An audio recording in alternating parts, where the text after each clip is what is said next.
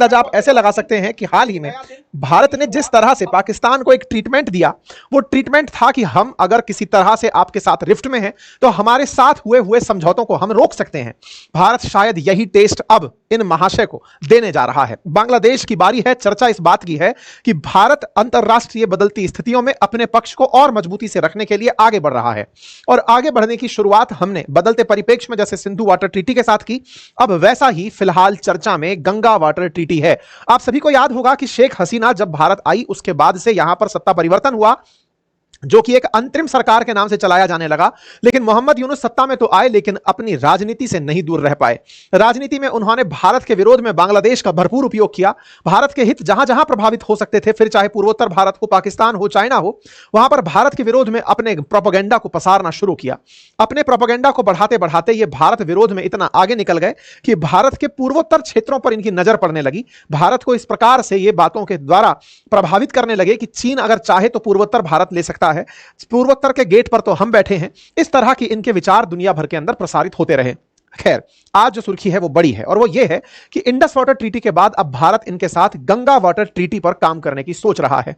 India अब विचार कर रहा है कि क्यों ना हम गंगा जल समझौते को इनके साथ बदल दें, अमेंड कर दें। तो सबसे बड़ी चर्चा यही है कि क्या सिंधु जल समझौते की तरह गंगा जल समझौता भी भारत रद्द कर देगा? अगर यह रद्द होता है तो बांग्लादेश पर इसका क्या असर होगा? और सबसे इंपॉर्टेंट बात, आप में से बहुत से लोग संभवतः ये ना जानते हो कि यह गंगा जल समझौता था क्या। तो आज के सेशन में मैं आपको गंगा जल संधि के बारे में भी डिटेल से बताऊंगा। डिटेलिंग जानने के लिए आपको थोड़ा सा ज्योग्राफी का भी टच लेना होगा। तो चलिए, आपको आज के सेशन में गंगा जल संधि से लेकर के गंगा जल के बारे में भी सारी जानकारियां देता चल रहा हूं। साथियों, जब बात गंगा की होती है तो गंगा लगभग 2500 किलोमीटर में हिमालय से निकल करके बहती हुई बंगाल की खाड़ी में गिरती है। नदी है तो नदी की सहायक नदियां भी होंगी। देखिए, गंगा नदी के अंदर अगर आकर कोई और नदी मिलती है तो सहायक नदी कहलाती है, और नदी से निकलकर कोई और नदी समुद्र में चली जाती है तो वो वितरिका कहलाती है। ट्रिब्यूटरी और डिस्ट्रीब्यूटरी। तो ट्रिब्यूटरीज के अंदर गंगा की ट्रिब्यूटरी में यानी कि सहायक नदी में यमुना भी शामिल है। प्रयागराज में इसी का संगम भी होता है।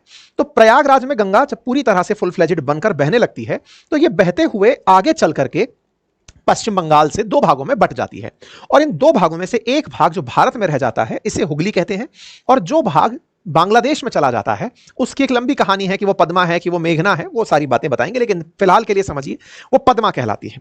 तो एक तरह से यहां एक ऐसा बिंदु है पश्चिम बंगाल में जहां से ये 2 भागों में बट रही है। इसका 2 भागों में बटना ही आज का सबसे बड़ा चर्चा का विषय है, क्योंकि जब 2 भागों में नदी बटे तो नदी का जल किस तरह बटे, ये बात ही आज का डिस्कशन पॉइंट है। इसको और समझेंगे, लेकिन थोड़ा हम नदी के बारे में जानकारी प्राप्त कर लें। जिस जगह जाकर के नदी 2 भागों में बटती है उस किनारे पर एक डैम बनाया हुआ है मुर्शिदाबाद जिले के अंदर। नाम है उसका फरक्का बैराज। फरक्का बैराज गंगा नदी पर बना हुआ एक ऐसा डैम है जहां से भारत में बह रही हुगली और बांग्लादेश में गंगा जो जा रही है, अब थोड़ा सा इसे यहां पर जान लें। गंगा नदी जैसे ही बांग्लादेश में एंट्री करती है, यहां पर इसे पद्मा के नाम से जाना जाता है। अब जब ये पद्मा के नाम से यहां एंट्री करती है तो इस नदी में जमुना आकर मिलती है। अब आप कहेंगे यमुना तो पहले ही मिल चुकी है, तो यहां पर यह तथ्य जान लीजिएगा कि जो ब्रह्मपुत्र आसाम में बह रही थी, जब वो बांग्लादेश में पहुंचती है तो उसे जमुना कहा जाता है। यह जमुना आकर के जब पद्मा से मिलती है तो पद्मा नाम से ही बहने लगती है। इस पद्मा में आकर फिर एक और नदी मिलती है जिसका नाम मेघना है। यह जब मेघना नदी आकर के पद्मा से मिलती है तो यहां से पश्चिम बंगाल की खाड़ी में ये दोनों मिलकर के मेघना नाम से बंगाल की खाड़ी में गिरती हैं। इसका मतलब गंगा नदी भारत में बहते हुए जब 2 भागों में बढ़ती है यानी वितरिकाओं में बढ़ती है, एक हुगली कहलाती है जो कि पश्चिम बंगाल में चली जाती है, और एक पद्मा कहलाती है जो कि बांग्लादेश के अंदर चली जाती है। ये जो हुगली है जो भारत के अंदर ही रहती है, इसी पर ही कोलकाता शहर स्थित है, और कोलकाता में इसी नदी पर एक रिवर पोर्ट स्थित है जिसका नाम है श्यामा प्रसाद मुखर्जी पोर्ट। यानी कि समुद्र के जो जहाज हैं वो उस पोर्ट तक आ पाते हैं, यानी कि हुगली नदी में ही बड़े जहाज आकर के सामान उतारने कोलकाता सिटी तक आते हैं। तो एक तरीके से समझिएगा कि कोलकाता में हुगली का जो तट है वो असल में बड़े जहाजों के लिए ट्रांसपोर्ट के काम आता है। चलिए, तो ये तो बात अच्छी हुई। अब नदी का यहां पर बंटवारा अपने आप से हुआ है तो प्राकृतिक बंटवारा है। यहां पर डैम क्यों बनाया गया, यही सबसे बड़ा सवाल है। तो होता क्या है कि जब गंगा नदी उत्तर के ऊपर से आ रही होती है हिमालय से, तो हिमालय के साथ में वो अपने मिट्टी भी लेकर आती है नदी के अंदर। अपनी जो मिट्टी है, देखिए जब हिमालय से उतरेगी तो हिमालय की गाद भी होगी, और क्षेत्र में जब जमीन पर बह रही है तो जमीन सिल्ट है, जो गाद है वो कहीं ना कहीं टापू जैसी जगह बना लिया है। मतलब इधर टापू बना लिया तो नदी यों रास्ता निकाल ली, यों गया तो फिर ये यहां टापू बना लिया। इस तरीके से नदी का रास्ता थोड़ा टेढ़ा मेढ़ा होने लगता है। यही कारण है कि बारिश के दिनों में बाढ़ की जो चिंताएं हैं वो बढ़ जाती हैं मैदानी क्षेत्रों में। क्यों? क्योंकि जब ये नदियां अपना रास्ता यूं टेढ़ा मेढ़ा लेकर चल रही होती हैं और अचानक जल का वेग बढ़ जाए, अगर पानी बहुत तेजी से बढ़ने लगे, यूं होकर के निकलने लगे, तो ये इन टापुओं को भी बाईपास कर जाती हैं, क्रॉस करके निकल जाती हैं। तो इन टापुओं पर अगर आबादी बसी है तो तेज बहाव में वो भी बह जाती है। इस वजह से नदियों का रास्ता बदलना और नदियों के रास्ते बसे हुए लोगों का बाढ़ की चपेट में आना बारिश के टाइम पर बड़ी सुर्खी बनता है। और इसीलिए आप पश्चिम बंगाल, यहां पर ये बिहार, यहां पर नदियों के पानी को शोक के रूप में भी देखा जाता है कि भाई बाढ़ आएंगी तो शोक लेकर आएंगी, नदियों का पानी दुख लेकर आएगा, क्योंकि वो रास्ते बदल देता है ना। कोसी के बारे में जैसे पश्चिम बंगाल में बहुत प्रचलित है। खैर, फिलहाल के लिए हम वापस आते हैं। गाद यहां पर बड़ी समस्या है, और उस प्रॉब्लम के चलते होता क्या है अब वो समझिए। देखिए, जो पानी का जहाज होता है ना, वो पानी का जहाज जितना हमें ऊपर दिख रहा होता है, बचपन में आप लोगों ने नाव तैराई हो, अगर कागज की कश्तियां तैराई हो पानी में, तो नदियों के पानी के ऊपर जब अपन चाहे बाल्टी में ही तैरा रहे हो, थोड़े से पानी के ऊपर ही अगर आप चला रहे हो, तो कश्तियां जब चल रही होती हैं तब तो वो हमें लगता है सरफेस पर तैर रही हैं। पानी के जो जहाज होते हैं ये पानी के अंदर डूब कर चलते हैं। मतलब जितना आपको ऊपर दिख रहे हैं उससे भी बहुत सा हिस्सा उसका नीचे होता है। मैं ये नहीं कह रहा जितना ऊपर है उससे कहीं ज्यादा नीचे होता है, फिर तो सेंटर ऑफ मास गड़बड़ा जाएगा। लेकिन हाँ, उस वजन को बैलेंस करने के लिए जहाज के निचले हिस्से में या तो पानी भर दिया जाता है या सामान डाल दिया जाता है। पानी के अंदर डूब करके जहाज का एक बड़ा हिस्सा चल रहा होता है। यही कारण है कि जब वो जहाज इन नदियों के रास्ते कोलकाता पोर्ट तक आने का प्रयास करते हैं तो जहाज का जो हिस्सा हमें दिखता नहीं है, लेकिन कम से कम 20-30 फीट तक पानी के अंदर वो होता है, वो जो 20-30 फीट गहरा जो हिस्सा है, वो जब नदियों में जब जहाज आने का प्रयास कर रहा होता है तो वो मिट्टी में फंस जाता है। तो बड़े जहाज हमारे यहां पर पहुंच नहीं पाते। यहां पर ध्यान देने वाली बात फिर से समझिएगा, बड़े जहाज, मालवाहक जहाज, जो छोटे जहाज हैं जो नाव की तरह चल रहे हैं वो तो ऊपर ऊपर से निकल जाएंगे, लेकिन जिसमें आपने टन भर सामान, कईयों टन, हजारों टन सामान भरा हुआ है, अगर उन्हें लाना है तो मिट्टी से बचाकर जहाज चलाना है। और मिट्टी से बचाकर अगर जहाज चलाओगे तो मिट्टी का साफ होना जरूरी है। तो इन क्षेत्रों में जो सबसे बड़ी दिक्कत है वो है सिल्ट की दिक्कत, उस गाद की दिक्कत, कीचड़ की दिक्कत जो पानी के नीचे बस गई है। और चूंकि नदी अपने साथ में बहुत सारी सिल्ट लेकर आ रही है तो यहां पर गाद बहुत सारा है। तो जहाज जब हमारा जा रहा होता है ना तो वो उस जहाज सिल्ट में फंस जाता है तो वह चल नहीं पाता। यही कारण है कि कोलकाता सा जैसा शहर जिसमें अंग्रेजों के टाइम से ही इतनी इंडस्ट्रीज रही हैं, कपड़े का बहुत बड़ा केंद्र रहा है, व्यापार का एक बहुत बड़ा क्षेत्र रहा है, वो क्षेत्र व्यापार में बड़े जहाजों का उपयोग नहीं कर पाता। और यह भारत के बहुत से पोर्ट की बड़ी दिक्कत है। इसीलिए कुछ ही चुनिंदा पोर्ट हैं जहां पर बड़े जहाज तट तक आ पाते हैं। आपको याद हो तो मैंने केरल में आपको ऐसा ही एक पोर्ट बताया था, अडानी का पोर्ट, कि वो ऐसा पोर्ट बन रहा है जहां पर तट तक जहाज आ पाएंगे, है ना। तो ये अपने आप में एक बड़ी उपलब्धि होती है। खैर, तो अब हमारे पास सॉल्यूशन क्या है? तो अंग्रेज जब यहां हुआ करते थे उन्होंने भी ये प्रॉब्लम देख ली थी कि भाई कोलकाता तक अगर हमें जहाज लेकर आना है, हुगली के तट तक हमें लेकर जहाज आना है, तो मिट्टी हटानी पड़ेगी। अब मैंने शुरुआत में आपको बताया था मिट्टी हटाने के दो तरीके हैं। क्या तरीके हैं?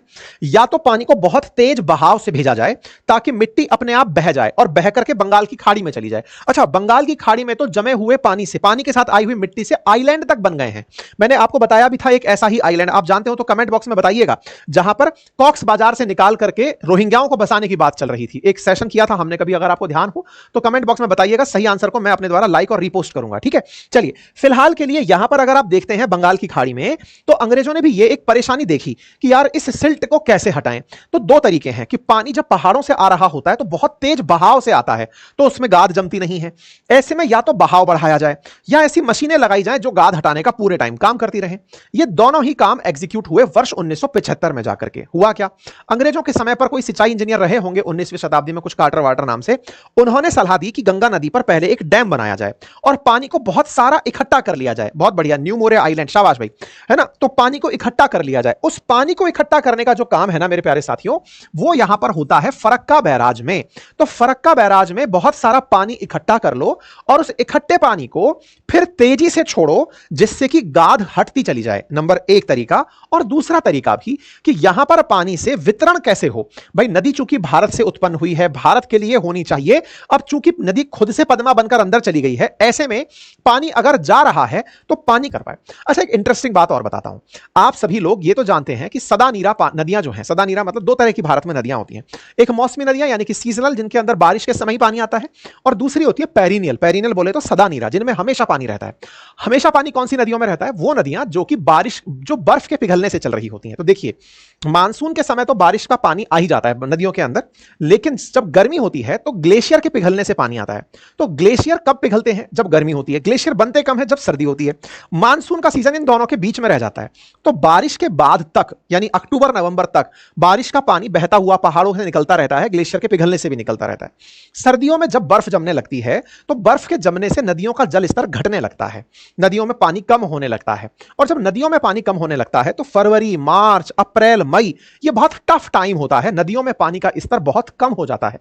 अगर आप इन नदियों को ऑब्जर्व करें, नदी के किनारे जो बहुत से दोस्त मेरे रहते हैं वो इस बात पर हामी भी भर सकते हैं, थम्स अप भी कर सकते हैं कि सर हां, फरवरी से लेकर के और विशेष रूप से मार्च से मई का टाइम तो बहुत क्रूशियल होता है हमारी पेरिनियल रिवर्स के लिए, क्योंकि साल भर तो बहुत पानी देखा, लेकिन फरवरी से और मार्च से मई के बीच में लगभग 3 महीने का पानी बहुत कम हो जाता है। पानी जब बहुत कम होता है तो पानी का बंटवारा कैसे सुनिश्चित हो, नंबर एक। नंबर दूसरा, पानी जितना पहले उपयोग में सिंचाई में आ रहा था, अब क्या वो उतना ही पानी उपयोग में आता रहेगा?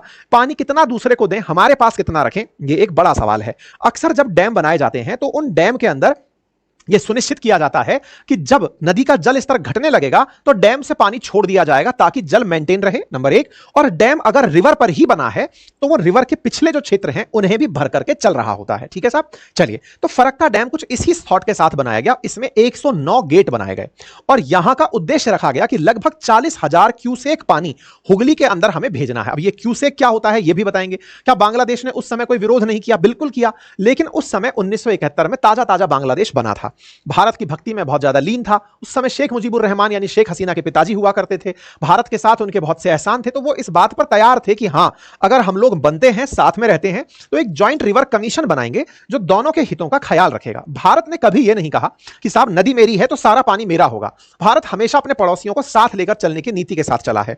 ऐसे में हमने इनके साथ एक सहमति रखी। 1972 के अंदर जब इंदिरा जी थी और वहां पर शेख मुजीबुर रहमान थे, तय हुआ कि हम एक जॉइंट रिवर कमीशन बनाएंगे ताकि नदी का जल किस तरह से बटे, क्योंकि अल्टीमेटली आप फरक्का डैम बना रहे हैं, तो नदी का जल कैसे बटे इस पर जब भी आवश्यकता होगी हम लोग चर्चा करेंगे। इसी वजह से 1977 में, 1982 में, 85 में कई छोटे मोटे एग्रीमेंट होते रहे। समय समय पर तय होता रहा भारत कितना पानी लेगा, बांग्लादेश को कितना पानी दिया जाएगा, क्योंकि फरक्का डैम बनने का असल मकसद था कि हुगली नदी में पानी होना चाहिए, सिल्ट की प्रॉब्लम वो रहनी चाहिए, और चूंकि नदी भारत की है तो भारत के हित तो कम से कम पूरे हों। कुल मिलाकर भारत की जरूरत 40,000 क्यूसेक जल की थी, लेकिन दिक्कत फरवरी, मार्च, अप्रैल, मई की थी। बाकी टाइम पर कोई दिक्कत नहीं आती, लेकिन उसके बाद के जो समय है, जो 4 महीने हैं, विशेष रूप से 3 क्रिटिकल महीने, 11 फरवरी से 11 मई के बीच का एक ऐसा समय है जहां नदी का जल स्तर कम होता है। उस समय हुगली में पानी कैसे बनाए रखें, कोलकाता पोर्ट को कैसे जारी रखें, 3 महीने तक अगर पोर्ट काम ना करे तो यह बहुत बड़ी दिक्कत हो जाएगी। बस इसी की वजह से दोनों देशों के बीच कई टाइम पर एग्रीमेंट्स वगैरह चलते रहे। कई प्रयास हुए, उन प्रयासों में लगभग एक समय ऐसा आया जिस समय दोनों देश किसी एग्रीमेंट की स्थिति में नहीं थे। 1989 से 86 के बीच में लगभग ऐसी स्थिति बन गई थी कि दोनों देश किसी बात पर सहमत ही नहीं हो पा रहे थे। भारत ने अपने हिस्से से अपना पानी बढ़ा लिया, लेकिन इस चीज को बांग्लादेश दुनिया भर में ले गया कि देखो भारत मेरे साथ ऐसा कर रहा है, यूएन के मंच पर ले गया, अंतरराष्ट्रीय स्तर पर पॉलिटिसाइज कर दिया कि देखो ऐसा करते हैं ये लोग, हमारा पानी पूरा खा जा रहे हैं। तमाम बातें इन लोगों ने अपने स्तर पर भारत के साथ की। बांग्लादेश विरोध करता रहा कि नदी का पानी कम हो गया है, खेतों को पानी नहीं मिल रहा है, हमारे यहाँ की जलवायु बिगड़ गई है और समुद्र का पानी अब तो पद्मा में ऊपर चढ़ने लगा है, बोले उससे खारापन आ जा रहा है। इस तरह से इन्होंने खूब सारे टेंट्रम्स किए। भारत ने अपनी आवश्यकताओं को ध्यान में रखते हुए फिर भी बांग्लादेश को मनाने का प्रयास किया कि चल भाई बैठते हैं, बात करते हैं।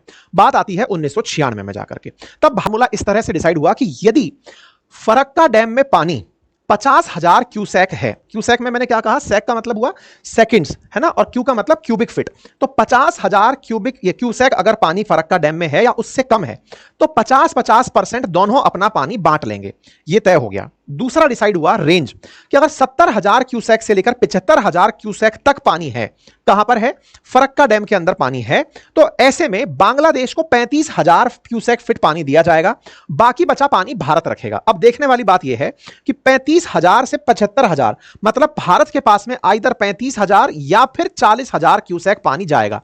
मतलब पहले बराबर था, अगर पानी बढ़ा तो पानी बढ़ने पर भारत से कहा गया कि आप 75,000 तक अगर पहुंचते हो तो 40,000 क्यूसेक फीट तक पानी आपके पास होगा, 35 ये लोग लेंगे।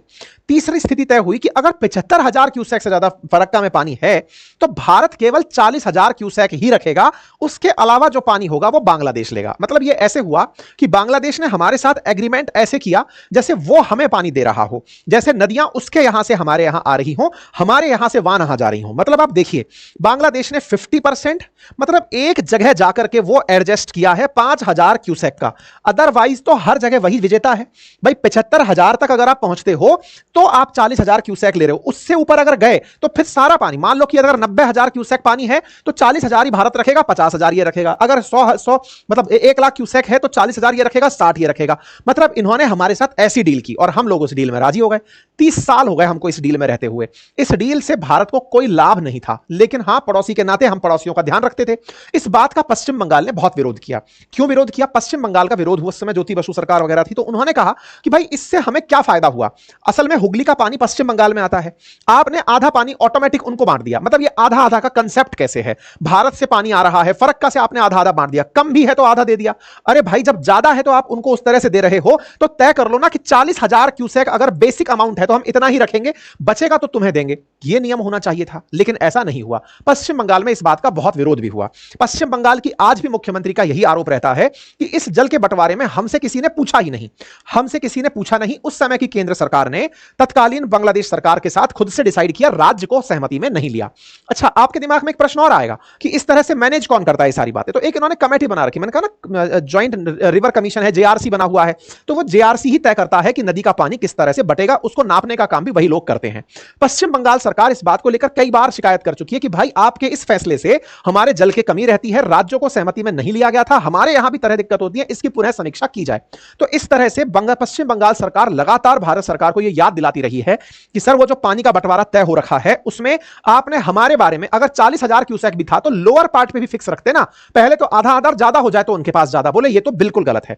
मतलब पश्चिम बंगाल की सरकार इस बात का लगातार विरोध करती रही और ऐसे में इनकी डिमांड है कि अब 2026 में यह फिर से होने जा रहा है, एग्रीमेंट को दोबारा रिन्यू किया जाएगा या उस पर पुनः समीक्षा होगी। तो उस समय पर लगातार चर्चाएं चल रही हैं। ऐसे में बांग्लादेश की तरफ से मार्च में भी एक 11 समितीय टीम जो है वो भारत आई थी। एक मैं आपको इंटरेस्टिंग फैक्ट बताता हूं, भारत और बांग्लादेश 54 रिवर्स शेयर करते हैं। अक्सर आप लोग जो चर्चा सुनते हैं ब्रह्मपुत्र की, तीस्ता की और गंगा की सुनते हैं, 54 नदियां हैं जो भारत से बांग्लादेश में बह रही हैं और उनमें अधिकांश का पानी यानी 53 का पानी जो है ना वो भारत से बांग्लादेश जा रहा है। ये अपने आप में एक बहुत बड़ी बात है।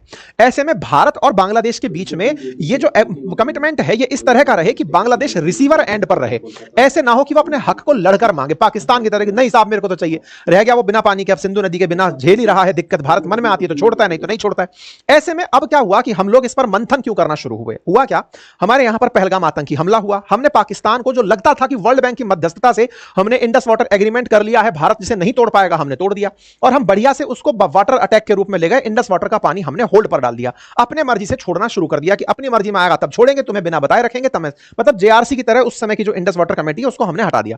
अब इस समय पर भारत के अंदर मांग उठ रही है और उस समय से ही उठ रही है कि चूंकि बांग्लादेश ने इस पूरे समय पर बहुत ज्यादा पाकिस्तान का प्रेम अलापा है, ऐसे में क्यों ना बांग्लादेश को भी उसी की तरह की दवाई खिला करके ट्रीटमेंट दिया जाए। क्योंकि यह प्राणी जो है ये लगातार उस समय, जिस समय भारत लगातार हमलावर हो रहा था, उस समय यह प्राणी चीन के टच में था। उस समय इसके ही एक क्लोज जनरल था, कोई रिटायर्ड मेजर जनरल, उसका बयान आया कि जिस समय भारत पाकिस्तान के साथ लड़ाई में बिजी है, क्यों ना हम भी मोर्चा खोल दें और पूर्वोत्तर भारत पर कब्जा कर लें, क्योंकि इनका पाकिस्तान प्रेम बहुत जाग रहा था।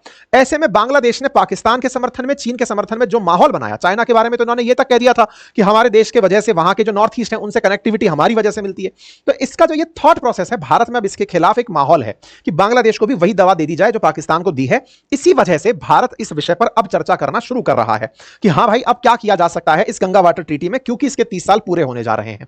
सब चर्चाएं हैं कि भारत अब ज्यादा पानी रखने पर विचार करेगा, क्योंकि 11 मार्च से 11 मई का जो समय होता है, जिस समय हमारे यहां पर पानी की दिक्कतें होती हैं, उस समय हम 35,000 क्यूसेक में काम चला रहे होते हैं। हमारे उद्योग धंधे, हमारे तमाम प्रकार की खेती बाड़ी, हमारे नदियों के किनारे बने हुए एनटीपीसी जैसे पावर प्लांट या फिर जो